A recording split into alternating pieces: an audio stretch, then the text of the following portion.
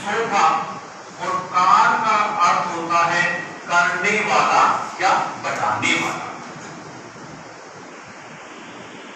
करने वाला या बढ़ाने वाला। तो काव्य की शोभा बढ़ाने वाले तत्वों को क्या कहते हैं? अलंकार कहते हैं। काव्य की शोभा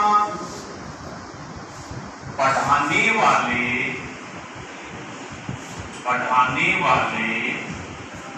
शब्दों को, तत्वों को या धर्मों को अलंकार कहते हैं।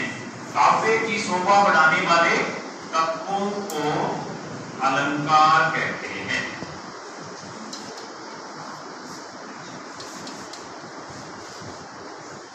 अब सबसे पहले आपको ये समझना है काव्य क्या है। काव्य क्या है? काव्य हम पद्य भाग को कहते हैं, काव्य हम कविता को कहते हैं। यानी कवि अपने मन के भावों को जब गढ़ता है तो उसे हम काव्य कहते हैं। शोभा का अर्थ होता है सुंदरता। जब काव्य की सुंदरता बढ़ती है तो उसमें जो शब्द आते हैं उसे हम अलंकार कहते हैं। एक अलंकार की बहुत ही सुंदर परिभाषा है कि काव्य में निहित भावों को, काव्य में निहित भावों को उत्कर्ष रूप से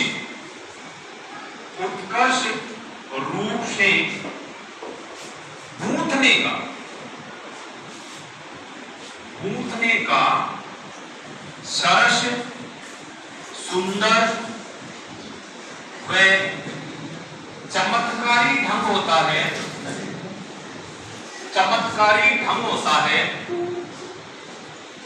उसे अलंकार कहते हैं।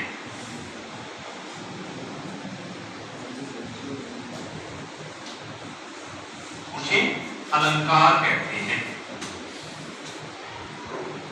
अब इस परिभाषा को समझना है कि काव्य में निहित भाव, यानी काव्य के अंदर जो भाव होते हैं, जो कविता कवि के द्वारा लिखी जा रही है उसके अंदर जो भाव होते हैं उसको उत्कर्ष रूप से, उत्कर्ष सबसे अच्छे तरीके से गूंथने का, यानी उसको शामिल करने का सरस, यानी रस से युक्त और सुंदर और चमत्कार पूर्ण जो तरीका होता है उसे अलंकार कहते हैं। जैसे रहीमन पानी राखिए बिन पानी सब सून, रहीमन पानी राखिए बिन पानी सब सून, सब सून। पानी गए न उभरे मोती मानस सून, पानी गए न उभरे मोती मानस। चलो इसको समझ तो लो कि रहीमन पानी राखे, रहीमदास जी कहते हैं कि हमें अपने जीवन में पानी रखना चाहिए, पानी के बिना सब कुछ छूना है।